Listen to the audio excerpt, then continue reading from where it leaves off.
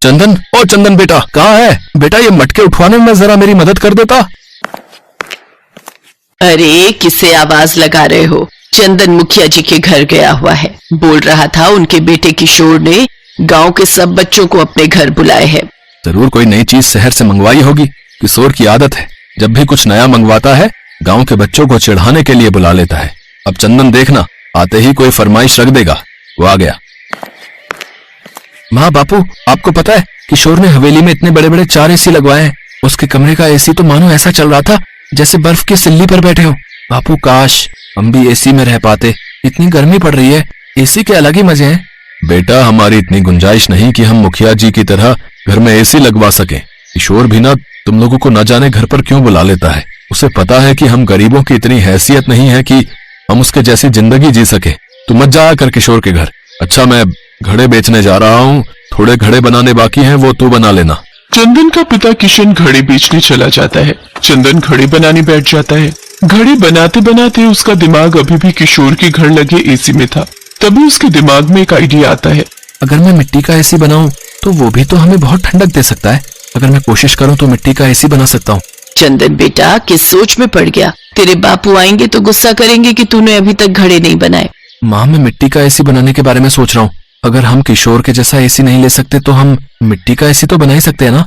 मिट्टी का एसी? बेटा वो तू कैसे बनाएगा? माँ चिंता मत करो, मैं कोई ना कोई जुगाड़ कर लूंगा। चंदन अब रोजाना अपने मिट्टी का एसी बनाने की तैयारी में जुट गया और फिर एक दिन चंदन ने बहुत ही बढ़िया मिट्टी का एसी बनाकर तैयार कर दिया। चंदन के माता पिता तो हैरान थे कि चंदन ने मिट्टी का एसी तैयार कर लिया है। चंदन अपने सभी दोस्तों को अपने घर मिट्टी का एसी दिखाने के लिए बुलाता है, जिसमें किशोर भी शामिल था। अरे वाह चंदन, है तेरा मिट्टी का एसी तो बहुत बढ़िया यार। मेरे लिए भी एक मिट्टी का एसी बना दे भाई, हमारे घर भी बहुत गर्मी होती है। हाँ हाँ बना दूंगा, चिंता मत करो, मैं तुम सबके लिए मिट्टी का एसी बना दूंगा। अरे मेरा एसी बहुत बढ़िया है, तुम्हारा ये मिट्टी का सस्ता एसी मेरे एसी के सामने कुछ भी नहीं है। किशोर एक तो चंदन ने इतनी मेहनत से ये एसी तैयार किया है और तू उसे गलत बोले जा रहा है। जा, हमें तेरे से बात नहीं करनी यार, जा। देख लूंगा तुम सबको, मैं जानते नहीं हो मैं गाँव के मुखिया का बेटा हूँ। किशोर गुस्से में वहाँ से चला जाता है।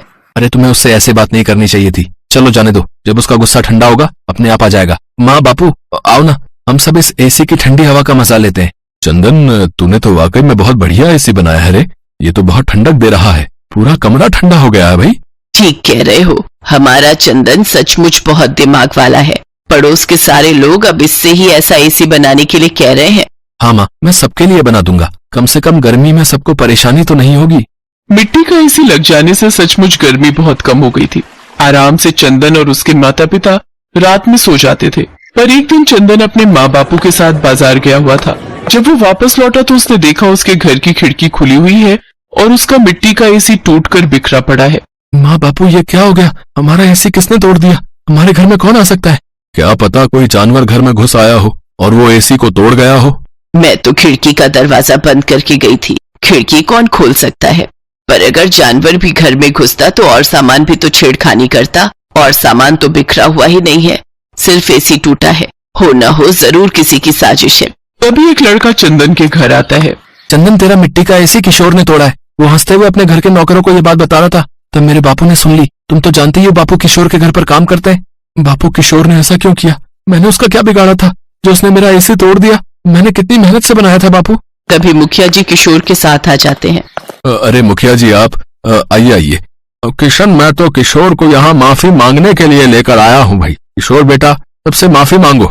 मुझे पता चल गया है कि किशोर ने चंदन का एसी तोड़ दिया है। ये बात मुझे इसकी माँ ने बता दी है। भले ही मैं गांव का मुखिया हूँ, पर मेरा खुद का बेटा गलत करे ये मैं कैसे बर्दाश्त कर सकता हूँ। अभी ये छोटा है, मैं इसे अभी तो समझा लूंगा ताकि बड़े होने तक इसे सही गलत काम की पहचान हो जाए। किशोर बेटा तुमने चंदन का एसी तोड़कर ठीक नहीं किया, चंदन से माफी मांगो। मुझे माफ कर दो चंदन, मुझसे गलती हो गई। मैं घबरा गया था कि अगर तुम्हारा मिट्टी का एसी आ गया है तो अब मेरे दोस्त मुझसे दूर हो जाएंगे। मेरे पास कोई भी खेलने के लिए नहीं आएगा क्योंकि तुम सबके घर के लिए मिट्टी का एसी बनाने वाले हो। पहले मेरे एसी के बहाने सब बच्चे मेरे पास खेलने के लिए आ जाते थे, पर पिछले कुछ दिनों से कोई भी मेरे पास नहीं आया, इसलिए मुझे तुमसे ईर्ष्या होने लगी और मैंने तुम्हारा एसी तोड़ दिया। अब कोई बात नहीं किशोर, मैं नया एसी बना लूंगा। पर तुमने ये कैसे सोच लिया कि मैं और बाकी दोस्त तुम्हें छोड़कर चले जाएंगे? हम तुम्हारे दोस्त हैं यार, और दोस्त कभी एक दूसरे से अलग नहीं होते। तभी सारे बच्चे वहां आ जाते हैं। किशोर और चंदन एक दूसरे के गले लग जाते हैं। ये तो मुखिया का बड़प्पन था कि उसने अपने बेटे को अच्छी सीख दी। चंदन फिर से एक नया मिट्टी का एसी बनाता है।